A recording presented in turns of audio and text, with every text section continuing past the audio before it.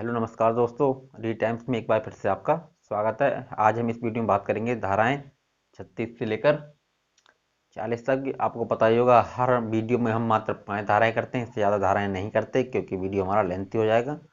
और हमारा जो उद्देश्य है वो छोटी वीडियो बना के ज़्यादा से ज़्यादा ज्ञान देना है और कुछ नहीं। ठीक है, तो देखिए धारा 36 कहता है अंशतः कार्य द्वारा अंशतः लोक द्वारा कार्य परिणाम। देखिए इसका मतलब क्या है, ये कहना चाह रहा है अंशतः कार्य अर्थात कुछ कार्य द्वारा और कुछ लोक द्वारा कार्य परिणाम। मान लीजिए कि आप एक जेलर हैं, आप एक व्यक्ति के लिए खाना नहीं देते हैं और साथ में उसकी पिटाई भी करते हैं। देखिए खाना नहीं देंगे तो वह कमज़ोर हो जाएगा और आप उसकी पिटाई लगाते हैं। तो मान लीजिए आपने किसी कैदी के लिए खाना नहीं दिया और आप उसकी पिटाई लगा रहे हैं और उस कैदी की मृत्यु हो जाती है, तो आप हत्या की आरोपी होंगे।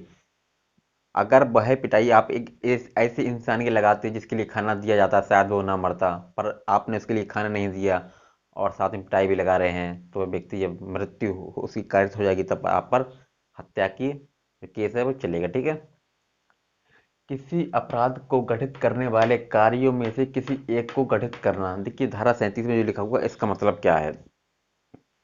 मतलब आप तो मित्र हैं, ठीक है, और दोनों जेलर हैं। आपके जेल में एक कैदी है जिसको आप मारना चाह रहे हैं। मान लीजिए आपकी ड्यूटी दिन में है और आपके मित्र की ड्यूटी रात में है। जब आपकी ड्यूटी दिन में होती है तब आप उसे खाना नहीं देते हैं, और जब ड्यूटी आपके मित्र की रात में होती है तो वो भी खाना नहीं देता है, और उस व्यक्ति की जो कैदी है उसकी मृत्यु हो जाती है, तब आप दोनों पर हत्या का केस चलेगा क्योंकि आप दोनों ने ये प्लानिंग कर रखी थी कि हमें उस व्यक्ति को मारना है। ठीक है, तो धारा 37 इस बात से हो गई। धारा 38 आपराधिक कार्यों में लगे व्यक्ति विभिन्न अपराधों के दोषी हो सकेंगे। देखिए दोस्तों, इसका मतलब क्या हुआ कि आपराधिक कार्यों में लगे व्यक्ति विभिन्न अपराधों के दोषी हो सकेंगे।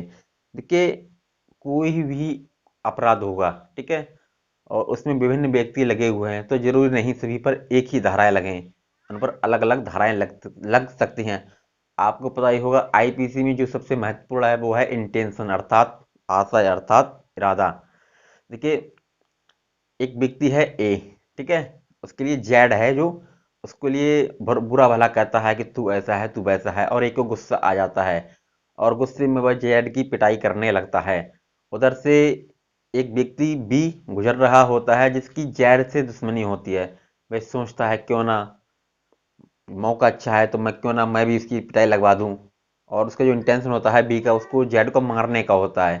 तो वो ए के साथ मिलकर जेड की जो बी है वो पिटाई करने लगता है, और बी को पता ही है कि मुझे इस व्यक्ति की हत्या करनी है होती है, तो उसका ए का जो है वो थोड़ा सहारा मिल जाता है, बी उसकी हत्या कारित कर देता है, अर्थात ए बी दोनों मिलकर उसकी हत्या कारित कर देते हैं।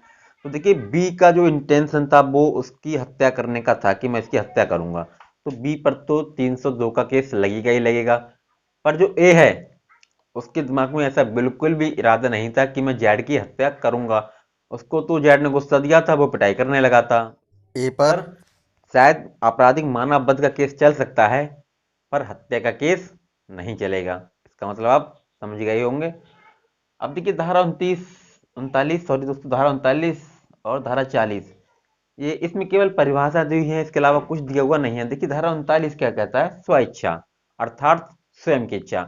मान लीजिए आपने किसी के घर में आग लगा दी और किसी के कहने पर नहीं लगाई, तो इसका मतलब ये हुआ कि आपने अपनी इच्छा से आग लगाई है, बस यही है इसका मतलब, और कुछ नहीं है। और धारा 40 अपराध को परिभाषित करता है।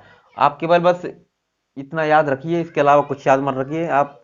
कोई ज़्यादा मतलब टेंशन वाली बात नहीं है, सीधे सीधे पेपर में ही पूछा जाता है कि अपराध को किस धारा में परिभाषित किया गया है, तो धारा 40।